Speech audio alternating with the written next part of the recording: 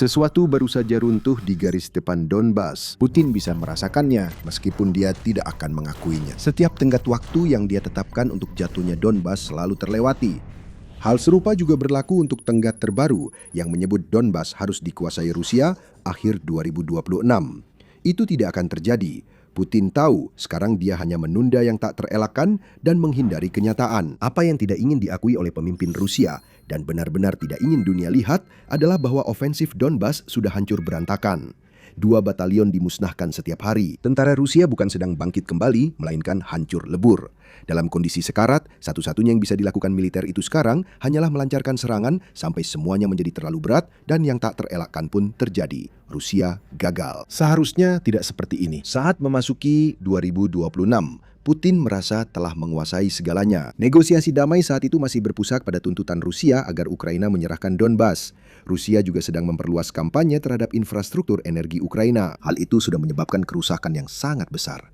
Dan pada akhir Januari telah menghancurkan kapasitas pembangkitan listrik Ukraina sebesar 8,5 gigawatt, yang berarti hampir setengah dari seluruh kapasitas negara itu. Menurut Putin, panggung sudah dipersiapkan dengan baik. Tahun 2026 akan menjadi saat Donbas akhirnya jatuh. Rusia merencanakan serangan besar di musim semi dan musim panas demi memastikan hal itu terjadi. Targetnya adalah 4 kota yang membentuk sabuk benteng Donetsk: Konstantinivka, Druskivka, Kramatorsk, dan Sloviansk. Satu persatu, kota-kota itu akan jatuh. Prajurit Ukraina akan menjadi korban kelelahan mereka sendiri yang diperparah dengan lini belakang yang lumpuh, sehingga menghambat pasokan ulang dan rotasi. Pertama, Konstantinivka akan runtuh, lalu sisanya loncat ke akhir Juli 2026. Dan kenyataannya sangat berbeda dari yang dibayangkan Putin. Keempat kota sabuk benteng itu masih berdiri. Memang, Rusia mengklaim telah menduduki Konstantinivka. Putin sendiri yang membuat pernyataan itu, namun langsung dibantah oleh para jenderal Ukraina. Faktanya, Rusia hanya berhasil menyusupkan beberapa tentaranya ke kota, membuat zona abu-abu tanpa kendali penuh siapapun. Itu bukan pendudukan, tapi kegagalan yang dikemas sebagai keberhasilan. Seperti yang dikatakan oleh Katerina Stepanenko, pemimpin tim Rusia di Institute for the Study of War atau ISDB, ini infiltrasi, bukan kemajuan. Hanya 1 atau 2 tentara Rusia yang masuk ke beberapa posisi di kota. Ini belum posisi yang terkonsolidasi. Mereka masih membutuhkan cukup banyak waktu dan sumber daya untuk benar-benar mengubah itu menjadi posisi yang terkonsolidasi.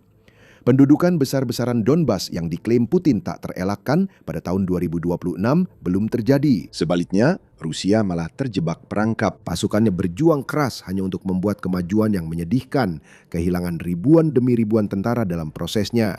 Seluruh batalion dan lebih banyak lagi lenyap setiap harinya, dan kota-kota yang belum jatuh pun menghadirkan tantangan yang sama. Pertempuran perkotaan yang menghancurkan, pertahanan yang dipenuhi drone, kebutuhan personel Rusia sangat besar, hingga tentara yang sudah terkuras mungkin tak sanggup bertahan dalam pertempuran yang dipaksakan Putin. Inilah bencana Putin di Donbas. Garis depan Rusia runtuh terlihat dari banyaknya korban. Putin seharusnya sudah memperkirakan ini, tapi tidak melakukannya. Dan itu bukan hanya karena kesombongan, namun dia seharusnya bisa. Kampanye Rusia yang gagal merebut Pokrovsk telah menunjukkan pada Putin semua yang perlu dia tahu tentang mengapa rencananya untuk sabuk benteng itu akan gagal total. Rusia sekarang menguasai sebagian besar Pokrovsk, meskipun pertempuran di wilayah itu masih berlangsung sengit. Rusia butuh bertahun-tahun merebut kota itu, yang penting namun jauh lebih kecil dari 4 permukiman sabuk benteng yang kini menghadang Rusia. Angka korban yang pasti sulit didapatkan, meskipun analis militer dan mantan US Navy SEAL Chuck Ferrar memperkirakan jumlah tentara Rusia yang menjadi korban dalam perebutan kota itu berada di kisaran 250.000 orang. Itu adalah petunjuk besar bagi Putin, dia tidak memperhatikannya. Kini, masalah Rusia di Donetsk sudah jelas. 4 kota sabuk benteng di depan pasukan Rusia lebih besar, berbahaya, dan pertahanannya lebih kuat dari Pokrovsk. Hal ini juga berlaku untuk wilayah antara Pokrovsk dan sabuk benteng itu. Kegagalan Rusia merebut Pokrovsk dengan cepat memberi Ukraina waktu membangun benteng di belakang kota. Pasukan Rusia masih harus menempuh jalan panjang untuk mencapai garis depan sabuk benteng. Ferrar memperkirakan 200.000 korban untuk masing-masing dari 4 kota sabuk benteng dan menyebutnya sebagai perkiraan konservatif. Jauh lebih mungkin bahwa Putin akan mengorbankan 1 juta lagi tentara Rusia sebelum dia bisa merebut Donetsk dan dengan begitu Donbas. Rusia tak bisa menghindari kerugian karena tak mampu menyerang sabuk benteng dari semua sisi. Setiap kota harus dihadapi satu persatu, dimulai dari Konstantinivka. Hal yang terjadi di belakang Pokrovsk juga terjadi di 3 kota lain. Saat Konstantinivka bertahan dan Rusia kehilangan puluhan ribu tentara, Ukraina sudah menyiapkan kota-kota berikutnya. Sebuah mesin pembantai besar telah tercipta di Donbas dan Putin seolah-olah hanya memasukkan para tentaranya ke dalamnya seperti sapi yang siap disembelih. Saat ini Rusia kehilangan 2 batalion per hari dalam upayanya di Donetsk, setidaknya. Museum Angkatan Darat Nasional Inggris mengatakan bahwa 1 batalion biasanya terdiri dari 500 hingga 1.000 tentara. Cukup lihat jumlah korban harian Rusia untuk memahami masalah besar Putin di Donbas saat ini. Ambil contoh, 24 jam sebelum 30 Juli, Rusia kehilangan 1.360 tentara hanya dalam 1 hari, yang setara dengan antara 1,5 hingga hampir 3 batalion, tergantung pada jumlahnya. Mari kita lihat dalam cakupan yang lebih luas. Juni adalah bulan yang buruk bagi Rusia, bahkan memecahkan rekor pada tahun 2026 dalam hal kerugian, karena Ukraina menyebabkan 39.490 korban di pihak Rusia selama bulan tersebut. Bagi angka itu, dengan 30, Anda akan mendapat rata-rata 1.316 korban per hari. Kehilangan 2 batalion per hari di Donbas sudah menjadi hal biasa bagi Rusia. Prosedur operasi standar kampanye Donbas yang terus terhuyung dari satu bencana ke bencana lain. Serangan musim semi di Donetsk gagal total. Pada akhir musim yang seharusnya bisa merebut setidaknya sebagian dari sabuk benteng, pasukan Rusia hampir tidak membuat kemajuan apapun. Mereka malah mundur. Di tempat lain di Ukraina seperti Dnipro, Petrovsk, dan Zaporozhia, di mana serangan balasan Ukraina membebaskan ratusan kilometer persegi wilayah. Seperti yang dikatakan Ivan Timochko, yang merupakan Kepala Dewan Cadangan Pasukan Darat Ukraina, mereka bilang Putin akan habis-habisan, wilayah Donetsk harus diserahkan karena Rusia akan menembus pertahanan dan mendekati Kiev. Dan apa yang kita miliki sekarang? Sebuah kampanye musim semi yang gagal. Kita sudah 2 bulan menjalani kampanye musim panas dan tahu pada akhir Agustus akan menyampaikan pesan yang sama. Seperti kampanye musim semi, kampanye musim panas Putin di Donbas juga akan gagal. Bagaimanapun juga apa yang telah diberikan oleh kampanye gabungan ini bersama dengan 2 bulan pertama tahun 2026 kepada Rusia sejauh ini tidaklah banyak. ISW belum mengungkapkan hal itu dalam penilaian mereka pada 22 Juli terhadap kampanye ofensif Rusia. Pada titik itu di tahun tersebut, ISW menilai bahwa pasukan Rusia hanya berhasil merebut total bersih 81,1 km persegi wilayah Ukraina pada tahun 2026. Kami tidak salah bicara di sini, 81,1 km persegi. Sebuah serangan balasan Ukraina yang berhasil merebut kembali 626,85 km persegi telah menurunkan angka itu secara signifikan. Meski tanpa perhitungan itu, Rusia hanya memperoleh sekitar 700 km persegi dari serangan yang seharusnya merebut Donbas. Itu sangat payah. Dan ini menunjukkan kepada kita sejelas siang hari bahwa militer Putin sudah diambang kehancuran. Untuk memahami penyebabnya, kita bisa membandingkan kampanye Rusia sebelumnya di Donetsk dengan situasi saat ini. Rusia meraih banyak keberhasilan di wilayah itu selama beberapa tahun pertama perang. Pencapaian utama pasukan Putin adalah merebut Bakhmut. Pertempuran itu sangat berdarah, menyebabkan Putin kehilangan ribuan tentara.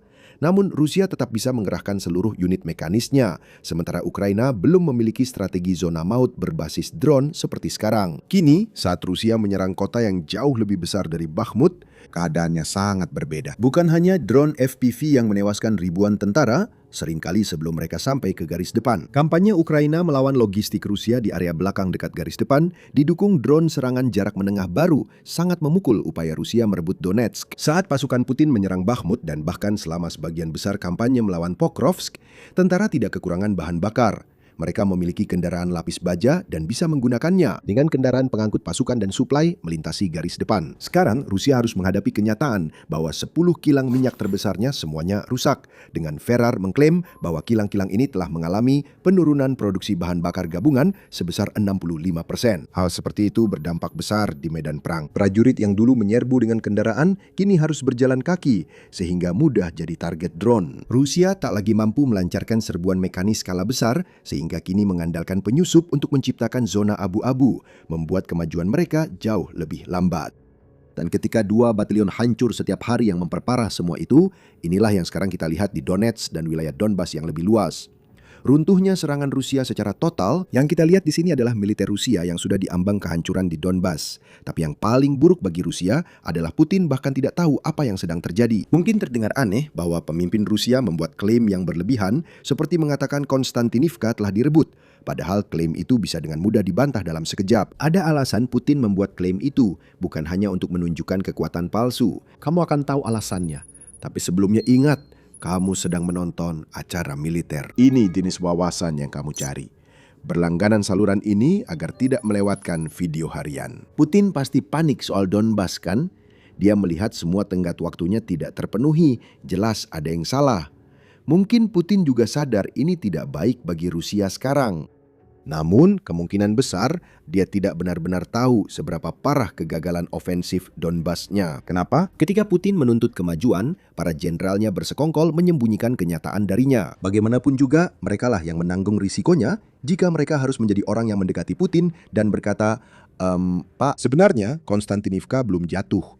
Kita bahkan belum dekat untuk merebutnya. Bahkan hampir belum ada kemajuan di sabuk benteng itu. Mereka bilang jangan salahkan pembawa pesan, tapi tidak ada yang melarang pembawa pesan celaka lewat jendela terbuka. Putin mengkonsolidasikan kekuasaan dengan dikelilingi penjilat dan pembohong. Jenderal-jenderal tertingginya tidak menganggap memenangkan perang sebagai tugas mereka. Mereka ada untuk menyenangkan Putin. Membuat Putin senang saat ia bertanya soal Donetsk berarti harus berbohong padanya. Bukan hanya kita yang bilang, laporan Financial Times Juni juga mewawancarai 2 mantan pejabat senior Kremlin. Keduanya mengonfirmasi bahwa Putin semakin terjebak dalam delusi tentang kemajuan Rusia di Ukraina dan pencapaian teknologi Rusia karena atasan-atasannya berbohong kepadanya. Valery Gerasimov, kepala staf umum tentara Rusia, adalah arsitek ilusi di sekitar Putin. Putin sangat mempercayainya hingga meminta 3 pengarahan setiap hari dari Gerasimov menurut seorang mantan pejabat Kremlin. Putin sangat berada di bawah pengaruh militer yang benar-benar pandai mempermainkannya. Dia menyadari hal itu, tetapi dia benar-benar mempercayai mereka dan membiarkan mereka melakukannya. Delusi inilah yang mendorong Putin membuat klaim berlebihan seperti terkait Konstantinivka atau pernyataannya bahwa tentara Rusia tak perlu khawatir kehilangan Starlink karena Rusia punya teknologi sebanding yang bahkan mungkin lebih unggul. Teknologi setara yang dimaksud tampaknya adalah proyek internet satelit Rasvet yang meluncurkan 16 satelit pertamanya pada Maret 2026 dan belum beroperasi. Starlink memiliki lebih dari 10.200 satelit. Mana mungkin Rasvet bisa dibandingkan dengan Starlink Putin dan hanya Putin saja. Kemungkinan karena dia diberitahu oleh para penjilatnya bahwa Rasvet akan sebagus Starlink.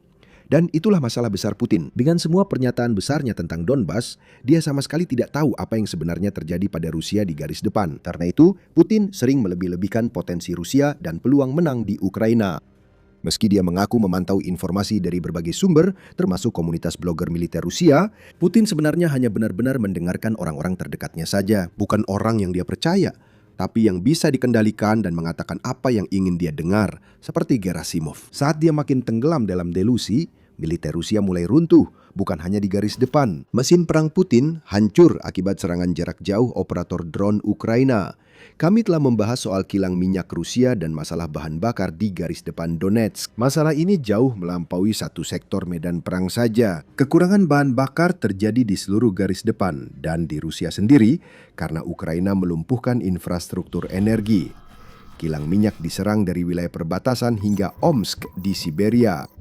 Drone Ukraina harus menempuh lebih dari 2.500 km untuk serangan ini, yang menunjukkan kepada kita bahwa Ukraina sekarang sudah berada pada titik di mana mereka bisa menyerang hampir semua target di Rusia yang layak secara strategis dan mereka pilih. Ukraina juga secara rutin menyerang depot minyak, mencegah pengangkutan bahan bakar. Ukraina mengisolasi Crimea lewat serangan ke truk bahan bakar di wilayah pendudukan dan kapal armada bayangan di Laut Azov dan Laut Hitam. Pada 9 Juli, Pravda melaporkan bahwa Ukraina telah melumpuhkan hingga 40% dari total kapasitas penyulingan Rusia jika menghitung kilang baik yang termasuk maupun di luar, 10 besar yang disebutkan oleh Ferrar. Ukraina juga mulai menyerang jaringan logistik di dalam Rusia sendiri seperti yang telah kita lihat dari serangannya terhadap Wildberries. Lebih dari 15% gudang perusahaan itu telah dihancurkan hingga 30 Juli.